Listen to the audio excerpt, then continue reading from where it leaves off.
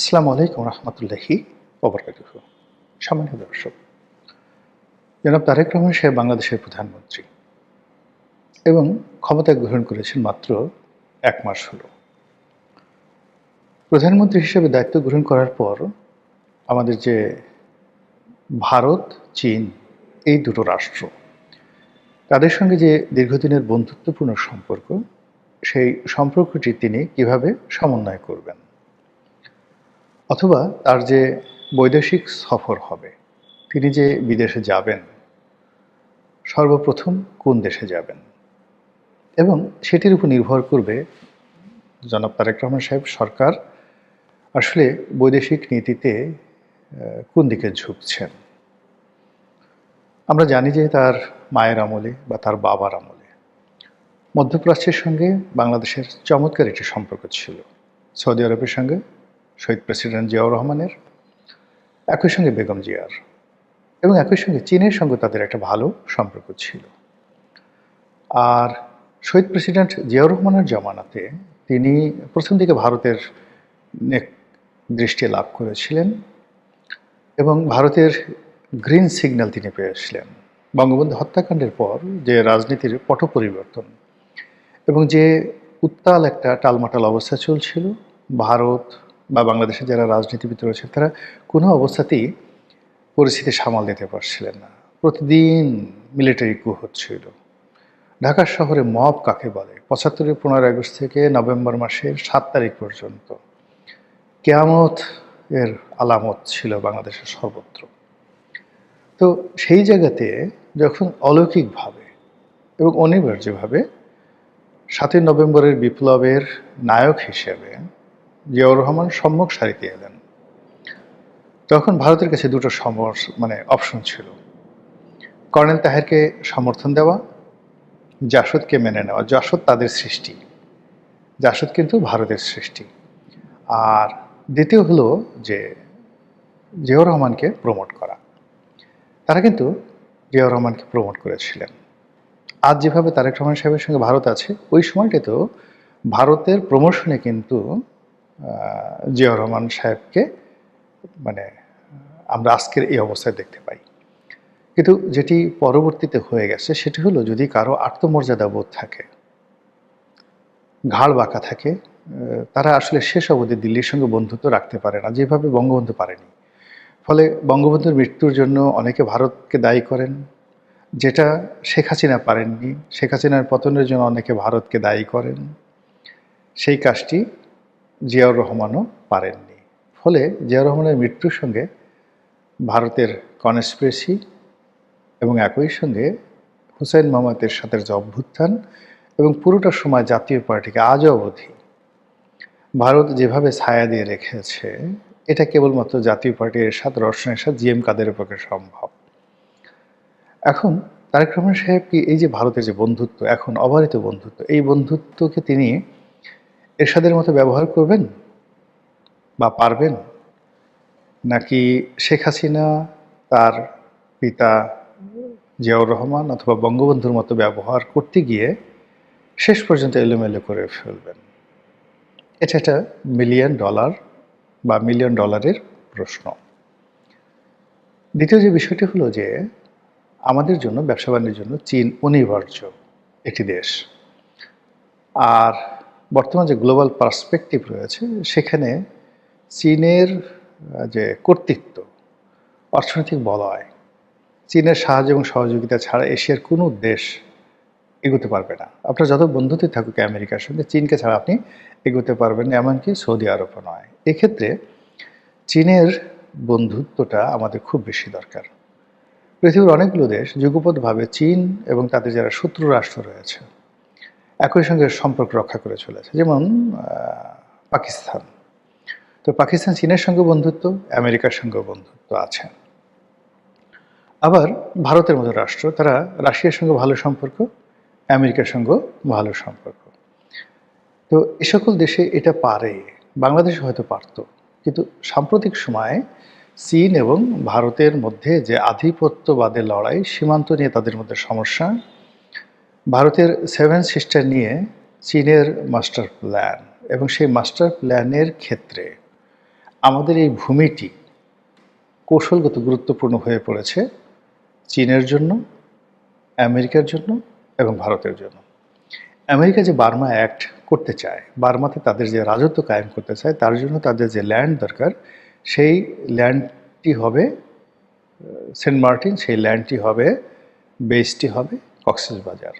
এই জন্য আমেরিকা ইনু সাহেবের মতো অন্যান্য যারা লোকজন আছে তাদেরকে প্রমোট করেছে এবং আগামীতেও তারা প্রমোট করবে বা তারা চেষ্টা করবে তাদের এই কাজ করার জন্য।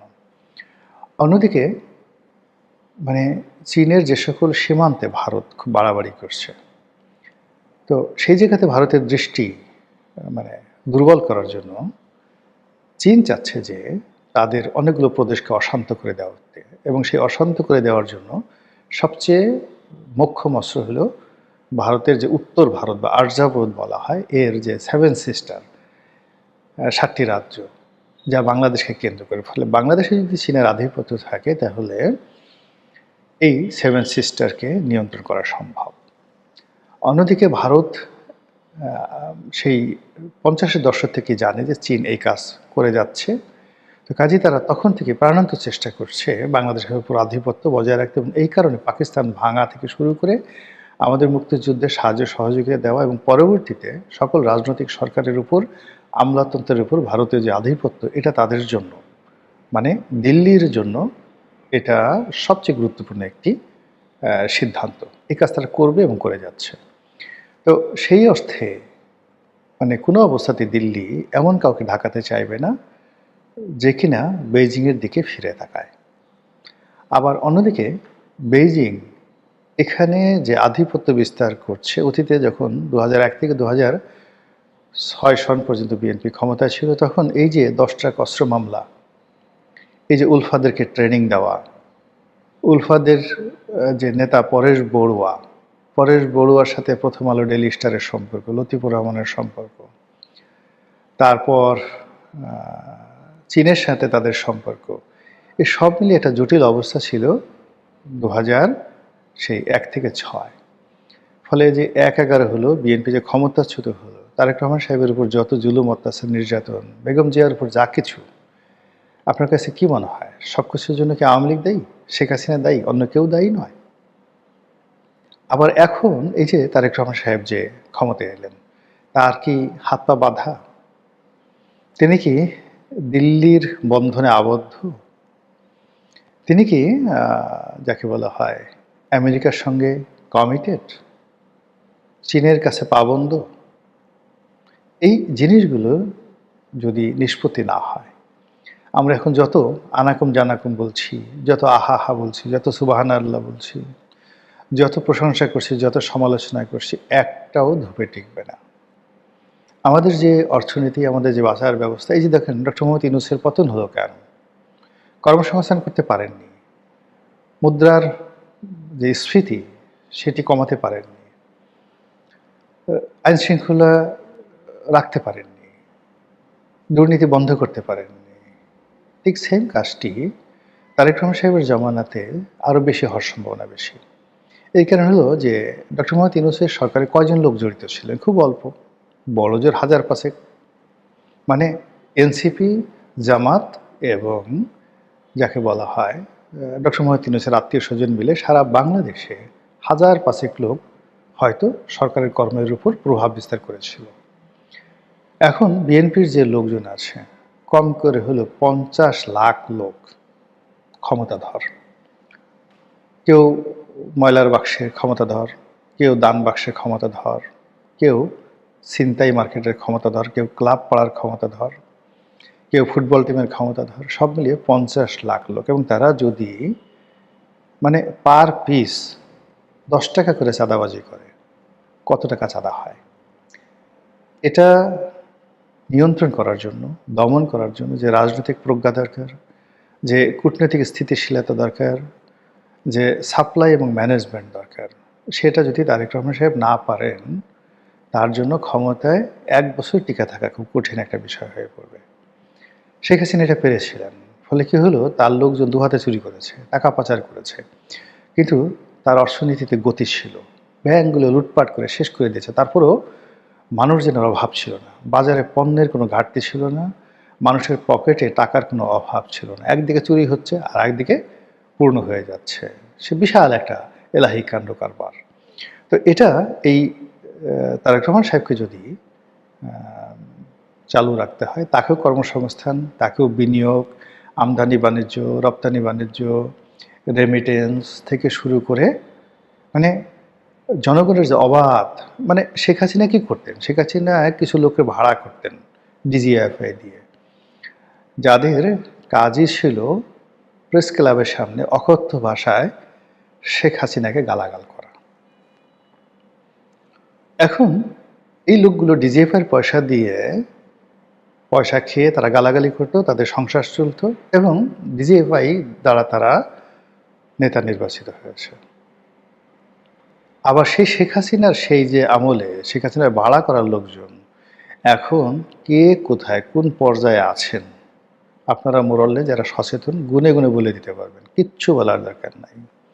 তো কাজেই তারেক রহমান সাহেব কতটা বিপদে আছেন, কতটা বিপত্তি আছেন। আমি তো যেদিকে তাকাই খালি শেখ হাসিনাকে দেখি, তার আশেপাশে যেদিকে তাকাই খালি জামাতকে দেখি, দিকে তাকাই শুধু ৭১কে দেখি। কোনো অবস্থাতেই মুক্তিযোদ্ধা, কোনো অবস্থাতেই শহীদ জিয়ার আদর্শ, বেগম জিয়ার আদর্শ, এই জিনিসগুলো আমি দেখতে পাচ্ছি না বর্তমান সরকারের চারিদিকে। চারিদিকে শুধু বোকাদের রাজত্ব, লোভীদের উল্লম্ফন, চরিত্রহীনদের যাকে বলা হয় আনাগোনা।